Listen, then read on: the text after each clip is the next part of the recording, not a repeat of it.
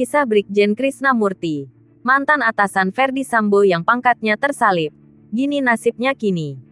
Ini adalah kisah seorang Brigjen Krisnamurti. Nama Brigjen Krisnamurti jadi sorotan karena pangkatnya tersalib Irjen Ferdy Sambo. Ya, dulu Krisnamurti adalah atasannya Ferdy Sambo.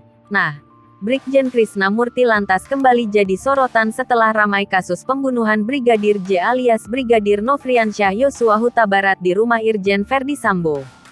Video lawas yang menunjukkan kedekatan Brigjen Krisnamurti dan Irjen Ferdy Sambo beredar viral di media sosial. Bukan konten video itu yang menjadi sorotan, tapi fakta bahwa Irjen Ferdy Sambo yang awalnya wakil Krisnamurti, kini justru pangkatnya lebih tinggi. Video itu memperlihatkan Ferdy Sambo yang berdiri di belakang Krisnamurti dengan mengenakan kaos khas Tunbek Krime. Ferdy Sambo menjabat wakil Direskrimum Polda Metro Jaya, sedangkan Krisnamurti menjabat kepala Direskrimum Polda Metro Jaya. Diketahui video tersebut diambil saat konferensi pers di Polda Metro Jaya sekitar tahun 2015. Pangkat Sambo kala itu masih Ajun Komisaris Besar Polisi AKBP, yang merupakan tingkat kedua perwira menengah di Kepolisian Republik Indonesia. Krisnamurti berpangkat Komisaris Besar Kombes tingkat ketiga perwira menengah di Kepolisian Republik Indonesia. Namun kini kondisinya terbalik.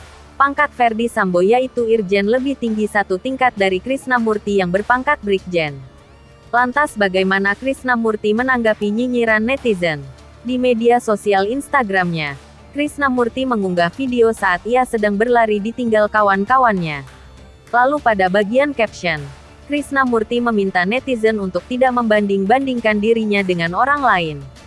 Ia kemudian mengajak netizen untuk selalu bersyukur dan menikmati apa yang sudah didapatkan dalam hidup.